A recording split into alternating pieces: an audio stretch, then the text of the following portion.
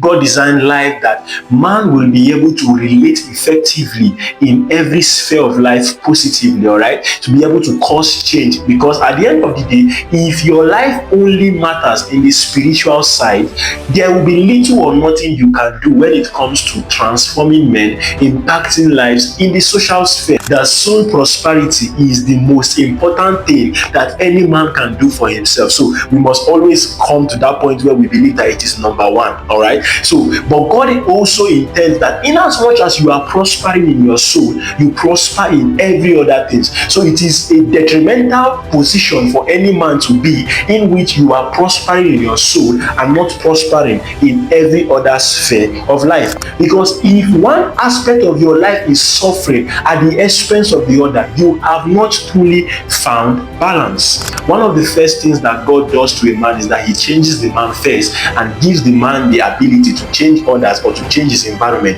Because a unchanged man cannot change a place, or he cannot change a people. Hello everyone, welcome to this space. This is the voice of Eclectus. Thank you for coming to join me on this very special day of my life, which happens to be my birthday. And I say a very happy new month to every one of you.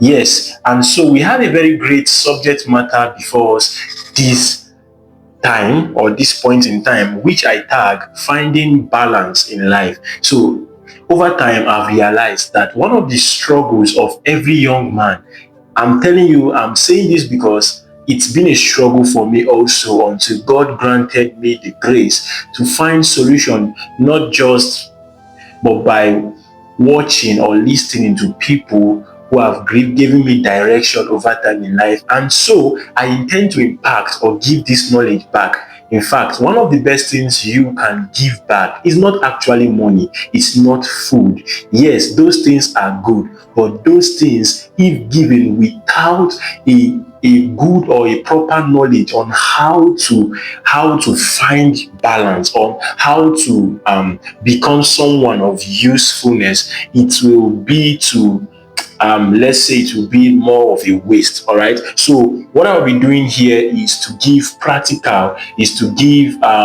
life transforming ways that has worked for me and have worked for every other person that you see making waves over time. Yes, so I will start with my introduction. So I have my notepad here with me. So I will start with my introduction. God never created man to be a one-sided being. That is to say that God expects everyone to be able to function effectively in all aspects of their life. You know, we live in a world where there are some people that have been tagged church girl, church boy, and most times the reason why they do this is because the only point or the only place where this person is useful is in the church. You don't get to see this person useful socially. You don't get to see this person useful in the academic sphere, or in the financial sphere, or whatever sphere of life. And that is not the way God designed life to be. God designed life that man will be able to relate effectively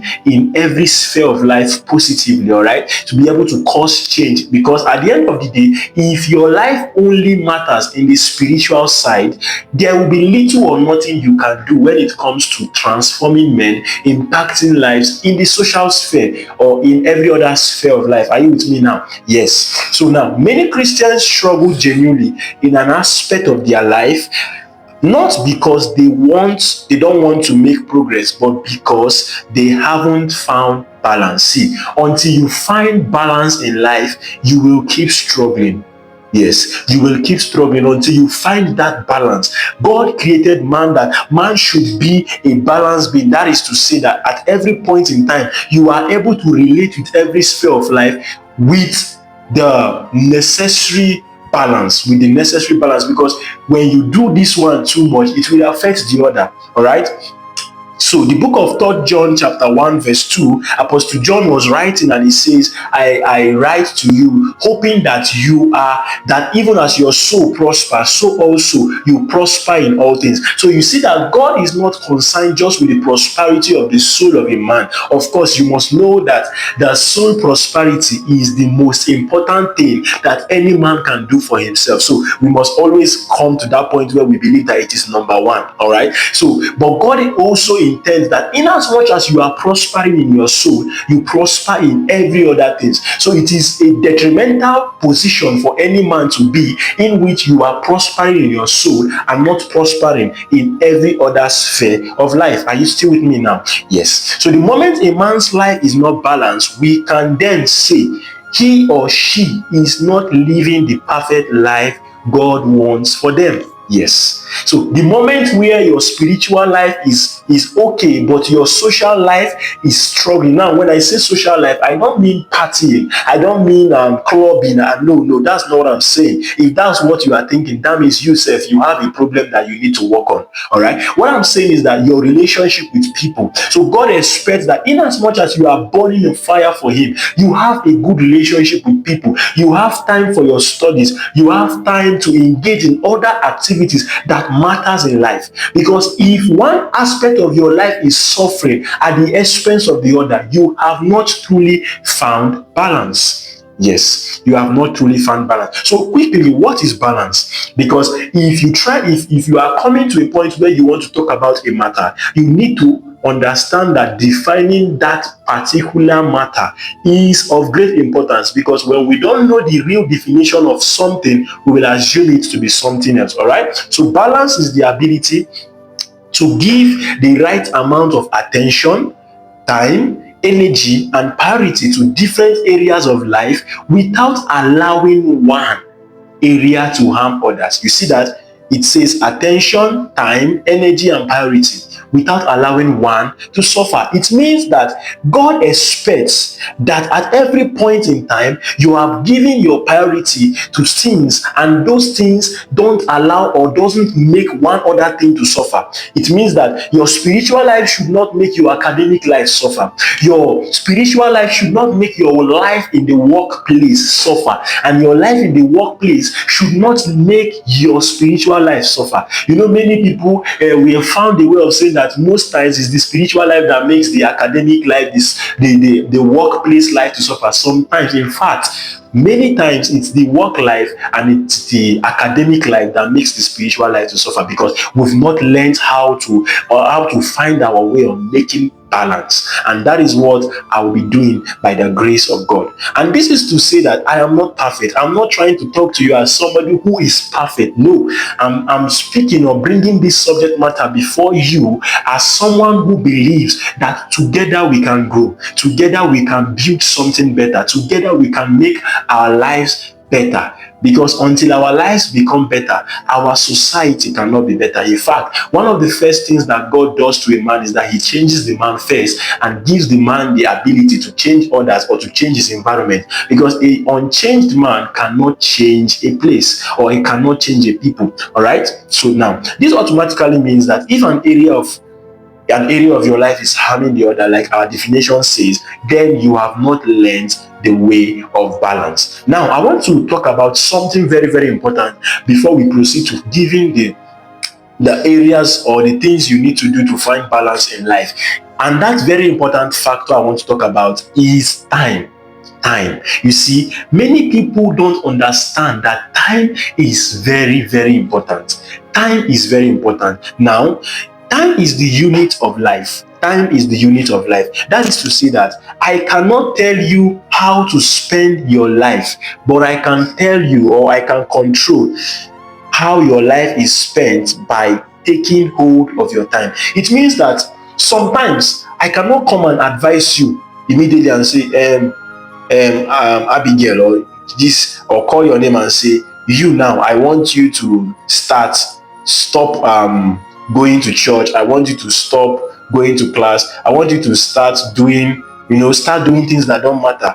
That will automatically, you know that I want to spoil your life if I'm telling you that. But I can indirectly do that same thing if I am able to have control of your time. So if the time for class come and I give you something else to consume your time, automatically I am helping you to spend your life in the way I want. So many people, They don't understand that actually the way to control the life of a man is by how well or how much he spent in time, his time on doing the things he does. So we cannot tell you to control your life, but we can tell you to control your time, because the moment you control your time, you have the ability to control the direction that your life will go. It means that if you want to give your life a direction, you can do that by giving your time a allocation of the things you want it to do. All right.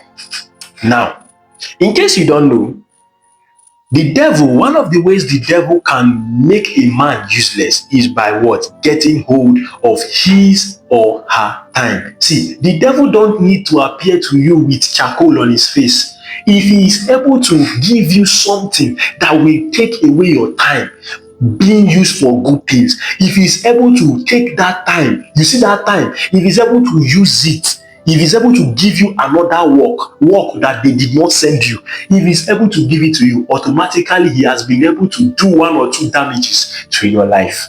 Yes, one or two damages to your life. And many people, they are complaining, how did we arrive at this point? How did my life get so damaged? If you sit down and think about the things you've been doing with your time, you will understand how your life got so damaged. Are you still with me? Yes. Now, so to find balance in life, the first thing we must understand is that time is of great importance. Time is of great importance. Time is of great importance. See, anybody that wants to have control of their life, you must have control. You must, to an extent, have control of your life, of your time. Sorry. If you don't have control of your time, sir, you cannot have control of your life.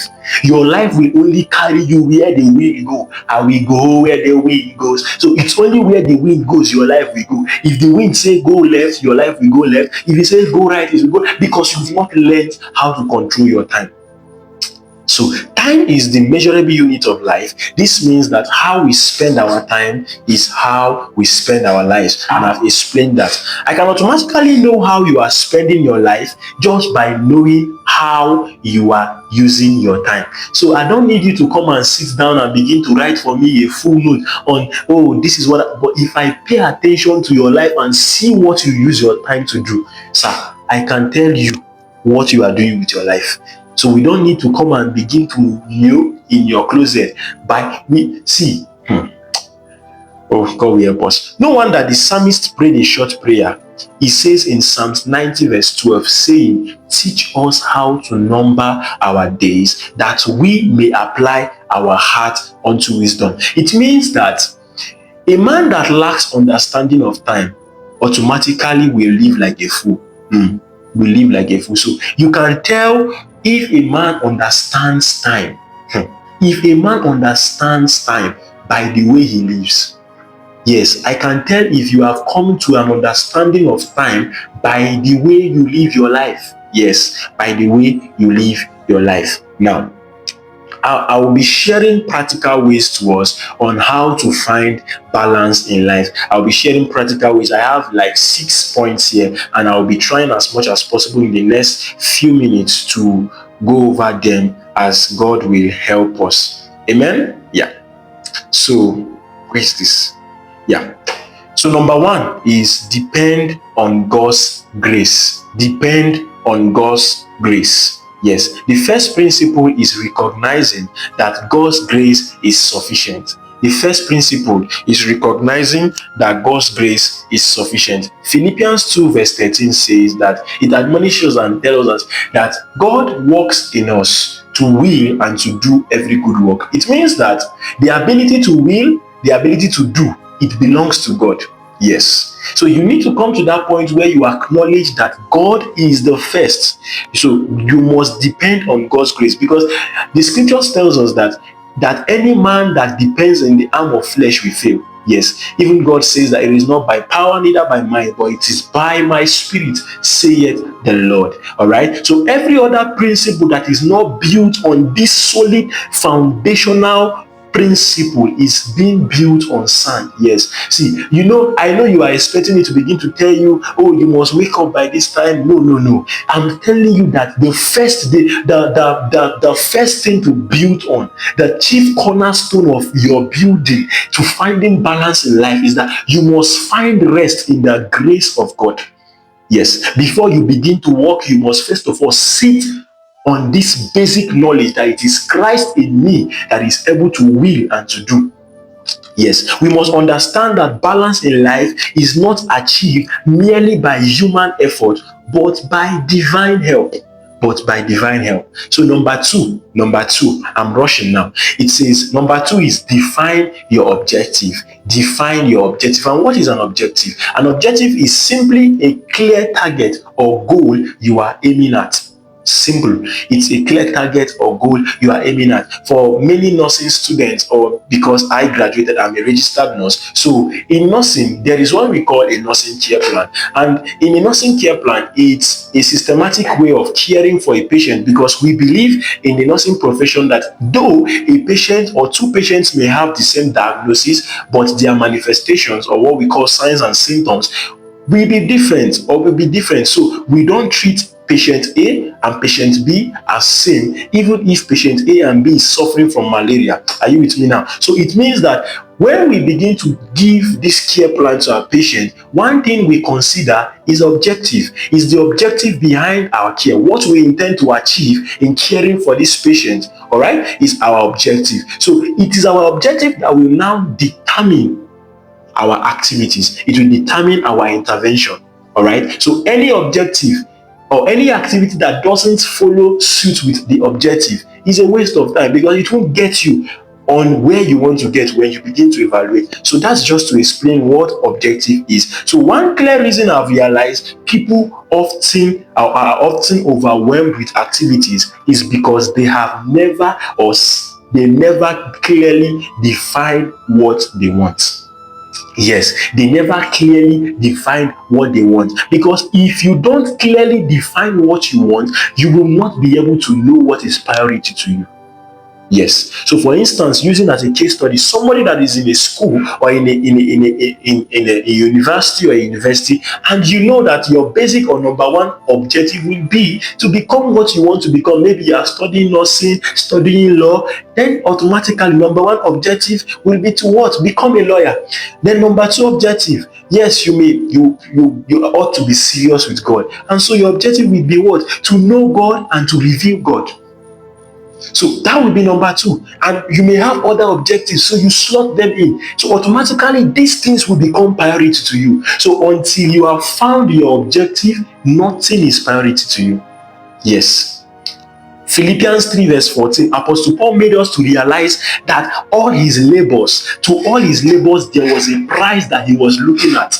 In fact, even Jesus Christ, the book of Hebrews chapter 1 and 2 begin to tell us that Jesus Christ is the author and finisher of our faith. And it goes further to say that Jesus Christ was able to endure the cross because he was looking at the prize. He was looking at the glory that was set before him. So your objective now begins to focus on the glory that is set before you. All right. So if you don't have an objective, you will be a fan of every activity. Yes. Imagine if your objective is to become a lawyer. What are you doing in a music class? As important or as beautiful as a music class is, that is not aligned with your objective. Are you with me now? Yes. So when you don't have an objective for your life, every activity becomes attractive. Yes, every activity will be attractive to you. Every video will be attractive to watch. Every content will be attractive to listen to. Every post will be attractive to watch, because you don't have an objective. So the first thing will not be to say, oh, I will pray no, what are you seeking to aim? In fact, the day you don't feel like doing it, one of the things that will bring you to do it is because you know your objective.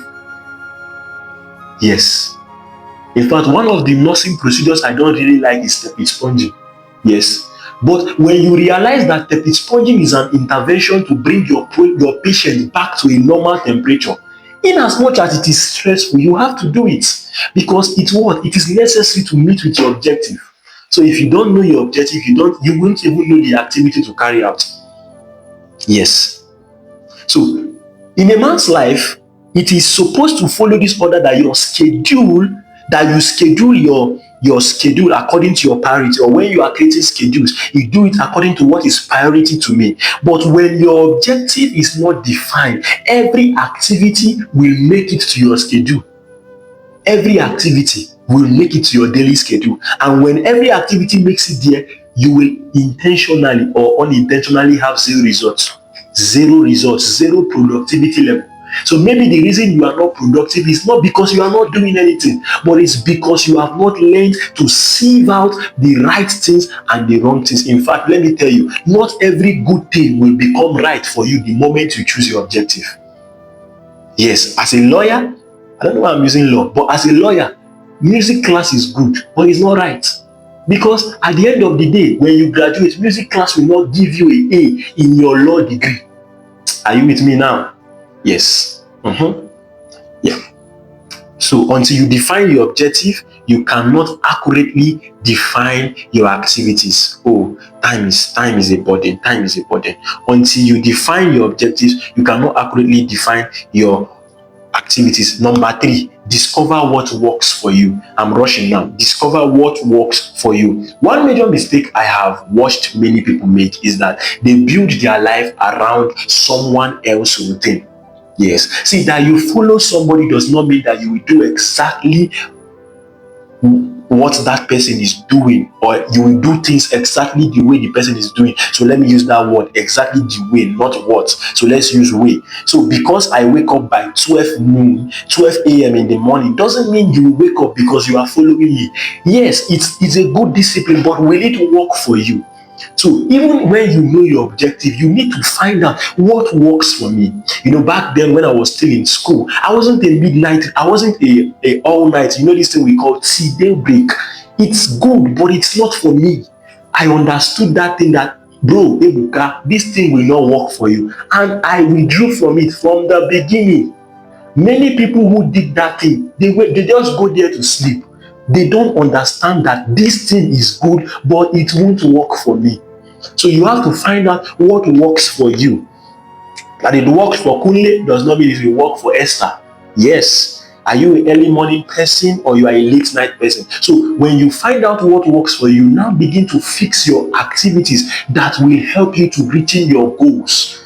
For instance, your personal prayer time, your personal reading time, your personal study, whatever you do personally, you now begin to fix it around that time. Those days while I was in school, I do most of my personal stuffs in the midnight when everybody's asleep. I wake up and I do those things. So when you see me in the daytime, I've already done everything I ought to do. So I've found balance. It may not work for you that way. So you have to find out, sit down and ask yourself, what is working for me? Until you have found what is working for you, you will keep guessing. And the more you keep guessing, the more you keep losing balance. All right? Number 4, let discipline lead you. Let discipline lead you. Let discipline lead you. Yes, let discipline lead you. Know this and know this. Motivation is important and it is good. In fact, I can motivate you, but it is a temporal stuff. See, discipline is the only thing that is dependable.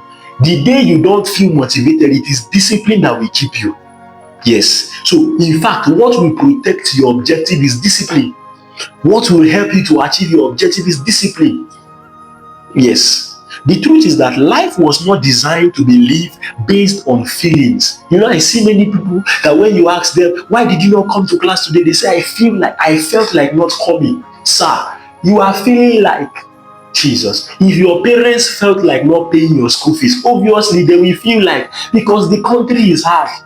But because it's an objective, it's something that they have been dedicated to, they had to do it.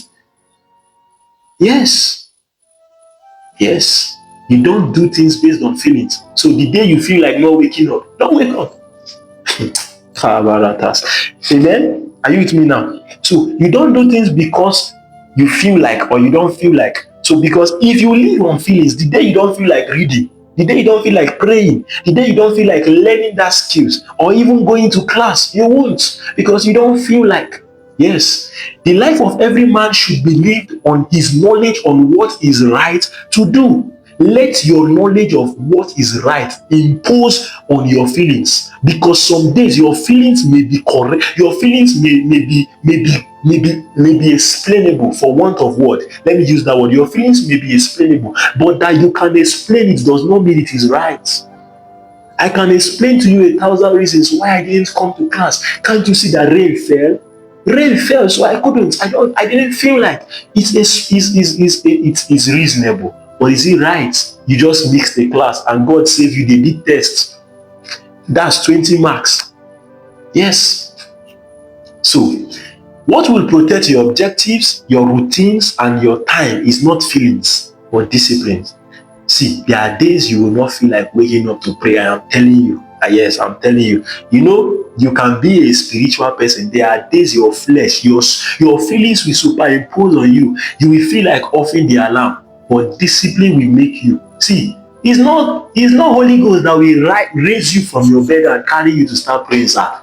Anybody that taught you that one, I don't believe it. So, feeling says today it's raining and I don't feel like going anywhere. I'll just be on my bed jejely with movie and a hot tea. But discipline says you have classes to attend, and that is the right thing to do. See, on the day of your struggle, choose discipline rather than your feelings. Your feelings, when you will begin to regret, your feelings will not be there. Oh, see, when you begin to regret your action, you will not say, I felt like, you will say, and I knew what to do. That is to tell you that life is meant to be lived on knowledge of what is right. Apostle Paul told us this in the book of 1 Corinthians 9:24-27. He attests to this. Because of our time, we will not go there. But he says, or he tells that there is a price for every race, and so therefore we discipline our body. We discipline ourselves to get there. See, hey, you can have an objective, you can have a routine, you can have a lot of things you want to do, but until you discipline yourself, they will remain paperwork. So this is my charge to you. Discipline. Discipline will take you further than your feelings will take you. A man that is living based on feelings will move one step, while a man of discipline is moving 500 steps ahead. Yes. So my question to you is, do you want to live on your feelings, or do you want to live on discipline? Number 5. Time. Choose the right relationship. Choose the right relationship. Choose the right relationship. Now, I know you'll be asking, how does relationship come to play? Don't worry, calm down.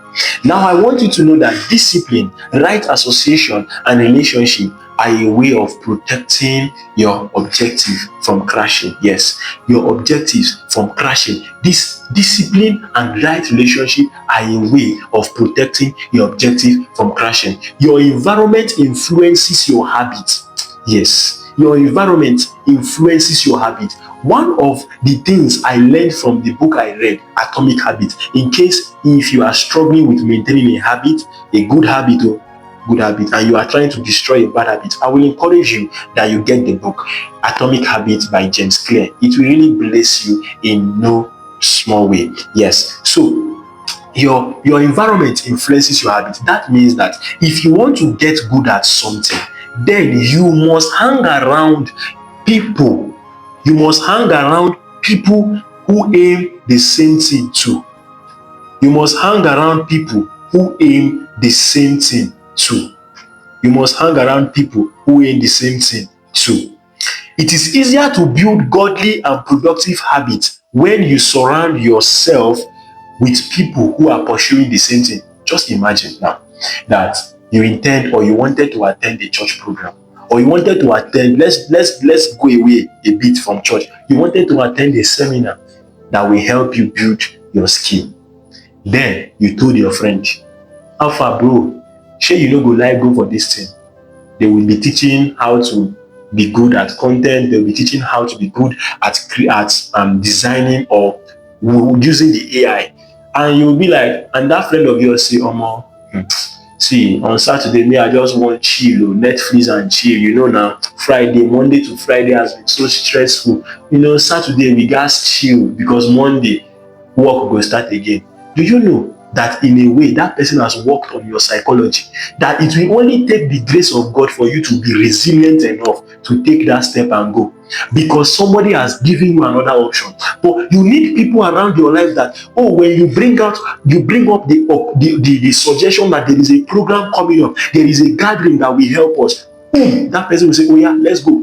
If there is no transport, we will find this transport. By all means, we will go. That's the kind of people you need in your life. See, if you have people around you that don't support what you are doing, that don't pursue the same thing you are pursuing, I am telling you now, prophetically, you are in the wrong relationship. See, your relationship or association will either strengthen or weaken your discipline. Yes. Imagine now, for instance, imagine you have a discipline that, because of I have to wake up in the midnight to pray, I have to sleep by, let's say, 10 o'clock or 9:30 p.m. thereabout. And you are in a relationship, yes. Yes, you are in a relationship, or you have a friend and you are gisting with that friend. And you told this person that you have to sleep by this kind of time so that you can be able to wake up in the night and do the things you need to do. And this person begins to say, don't worry, stay small, we need to finish this discussion. Sir, run for yourself. Run, because before you know it, the more this person keeps suggesting. Samson was claiming that he was a strong person. He had many disciplines, but the fact that he kept associating with the wrong person, his discipline was crumbled. So you may say no today, you may say no next tomorrow, but a time will come, you will unconsciously find yourself staying up for that so long time just to keep company with that friend. What I'm trying to say is this: anybody that cannot survive in your discipline is not worth being in your life. Yes. Quote me anywhere, sir. If that lady cannot survive with your disciplines, she's not worth being there. Because do you know something very tricky? Is that the day that you will fall, the day that you will not be able to produce that result you'll be producing, that same person that you are trying to break your discipline for will be running away, because people are only attracted to value. So by all means, fight to keep your discipline, sir. And one of the ways to fight for that is to be careful of the kind of relationship, the kind of association you hang around with.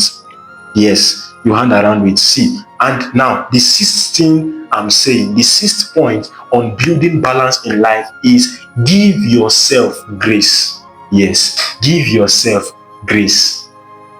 You know, the first point I said was what? Depend on the grace of God. And the sixth point I'm saying is that you yourself, you need to give yourself grace.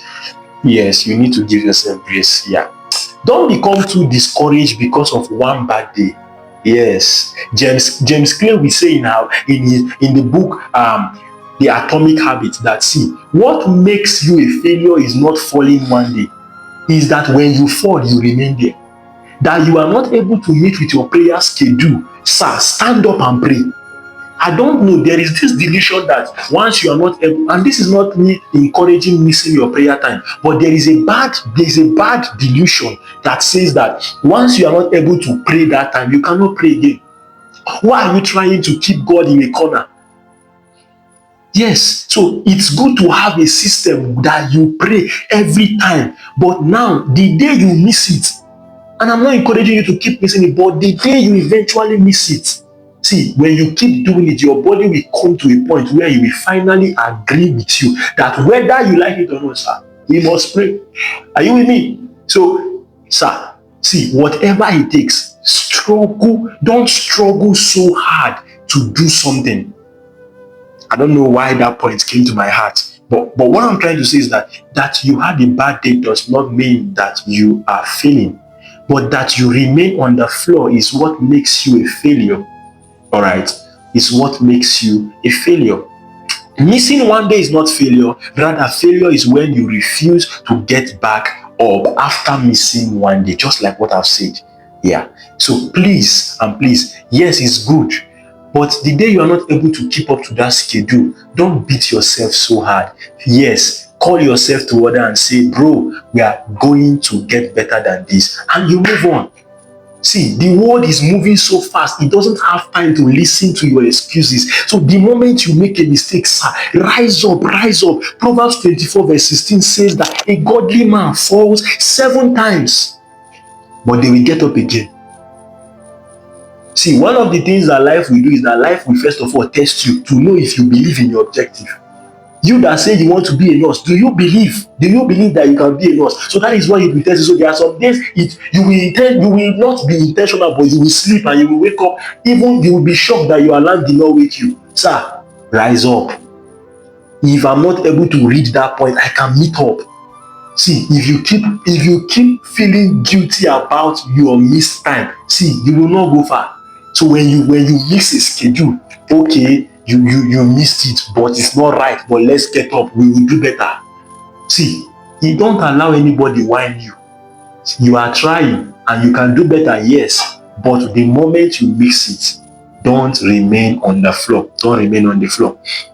All right, learn, adjust, and continue, because progress is built through consistency, not perfection. See, progress is built through consistency and not perfection. The moment you think you have to be perfect before you think you are progressing, that is a lie from the pit of hell. You are progressing, just keep being consistent.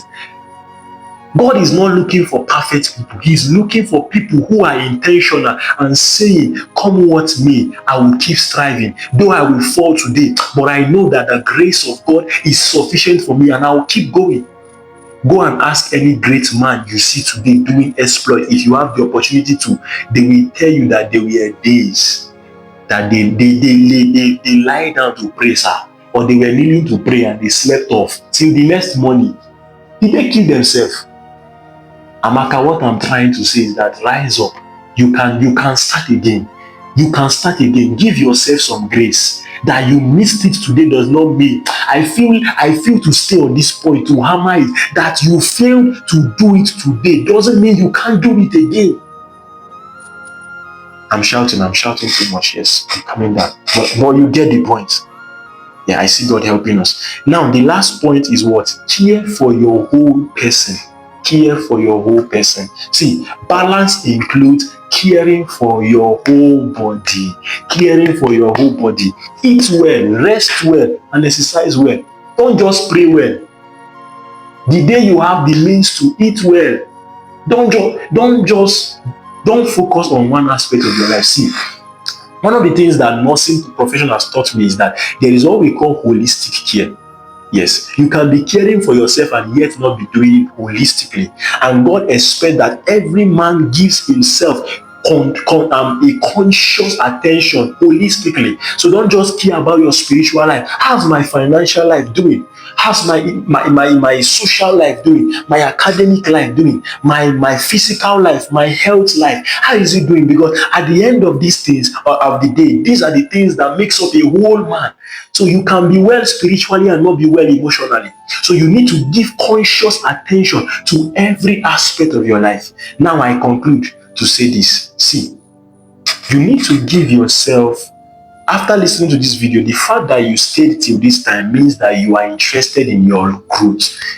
I urge you, I beseech you, sit down and recreate, reframe, readjust, do something else that will work for you. That A doesn't work doesn't mean B will not work. Give yourself some grace and trust God to help you. Thank you so much for staying till this time. If you are yet to subscribe to my YouTube channel, please do so. Comment, like, and share this video so that the algorithm can help push it to every other person that needs to be blessed by this.